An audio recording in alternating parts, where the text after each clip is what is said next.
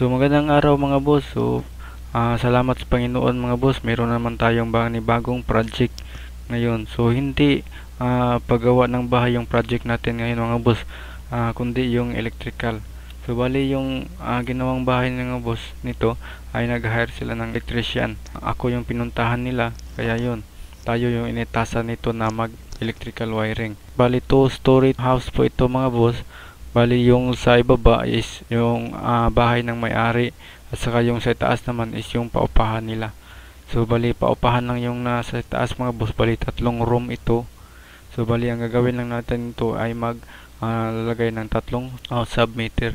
Siguro sa ikatlong araw mga boss, mag-electrical na tayo. Titingnan muna natin yung gawa nila mga boss sa slab mga boss, at i-share ko din sa inyo mga boss. So bali yung distansya ng slab nila, support slab nila mga boss is 1 foot. Yan. So 1 foot yung distansya ng kanilang 2-3. At yung gamit nilang kahoy mga boss is 2x3 na kuko. So ito na nga pa yung naka-elevate na terrace mga boss.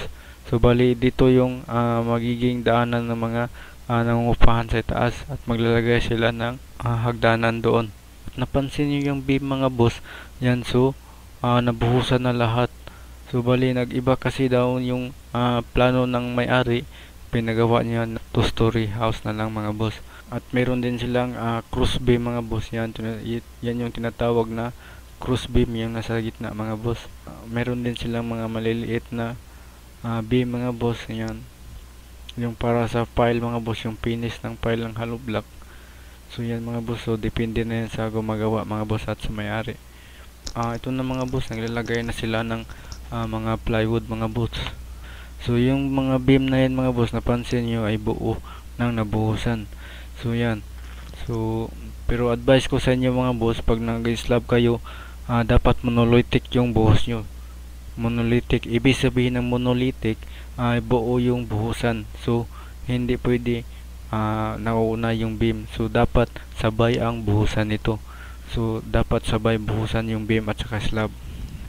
So yan yung monolithic. Yan yung mga advice ng mga engineer mga boss, monolithic yung pagbubuhos. Pero depende na yan sa mga gumagawa mga boss. So dito sa kanila yung ginawa nila ay naglalagay sila ng mga dowel sa beam mga boss. Yan. So yan yung abang sa second floor mga boss para sa slab. So di para-paraan din tayo mga boss. So para-paraan lang din tayo mga boss. So yan yung pamaraan nila mga boss.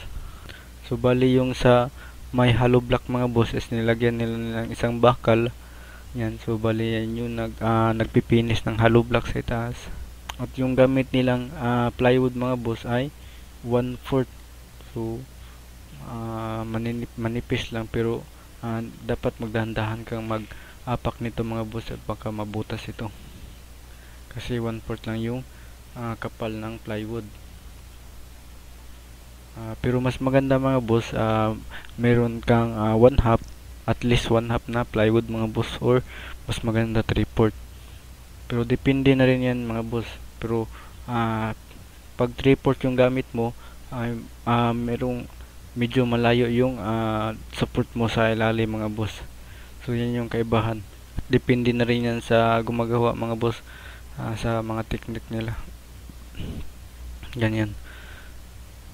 So yan yung mga dowel nga na nakakuan. So yan yung mga dowel mga boss. Yan yung ibibent nila, at dyan idudugtong yung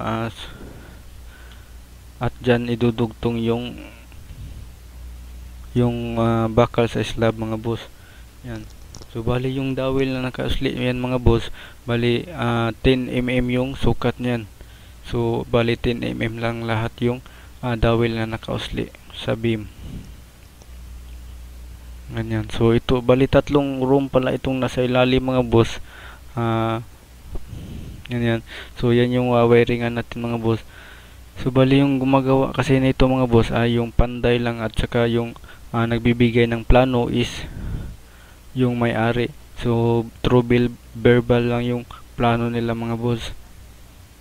Kaya yung ginawa ko mga boss sa pag electrical wiring, ginuhitan ko sila ng floor plan para mapaliwanag ko sa kanila kung saan ba mas magandang ilagay yung ilaw, switch at saka yung mga outlet. So yun mga boss, natapos na kami mag-drawing doon. Kaya yun, nagkaintindihan na kami at siguro pagkatapos ng paglalagay nila ng plywood at pagbabakal mga boss, siguro bukas mga boss ay magbabakal na sila. So saka na tayo maglalagay ng electrical wiring or 50 square meter yung laki ng bahay. So sobrang laki mga boss, kaya yun. Bali siyam yung haligi na ginawa nila mga boss. Yan, so tatlo sa gilid, tatlo sa gilid mga boss. So bali siyam lahat yun. So dito naman tayo sa ilalim mga boss. Ganyan. So ito yung naka-elevate na terrace mga boss. Bali yung haba ng elevation niya mga boss ay 120 cm. Ganyan. So 120 cm yung haba ng elevation. At saka yung kapal ng kanilang beam mga boss ay 8 by 10 inches. Yan, 8 by 10 inches yung kapal ng kanilang beam. So bali tatlong beam lang yung nagbubuhat sa kanilang terrace mga boss. Ayan, so yan yung makikita natin sa gilid mga boss.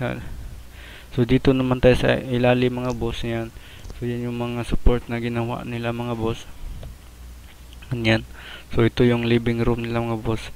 So bali yung laki ng bahay mga boss ay 50 square meter yung laki ng bahay. So sobrang laki mga boss, kaya yun sobrang distansya yung slab mga boss. At saka may ginawa silang beam dito. Ito yung cross beam nila mga boss. So ito na nga pala mga boss, naglalagay na sila ng at matapos na sila maglagay ng mga bakal mga boss. Yan. So bali yung pagbabakal ng mga boss ay ipinatong lang doon sa beam mga boss. Yan.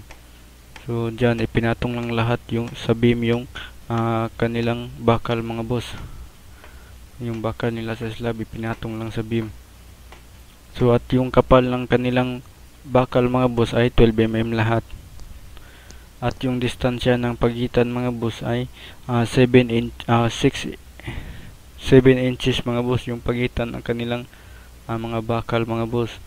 Yan. So tinanong ko sa kanila mga boss kung one way ba to or two way. So one way lang daw mga boss. So yan, depende na yan sa gumagawa mga boss. Ayan, so one way lang kanilang yung pagbabakal nila mga boss. So hanggang dito na lang muna mga boss. Maraming salamat sa panonood. So sana abangan din yung pag-wiring natin nito mga boss. Maraming salamat sa panonood.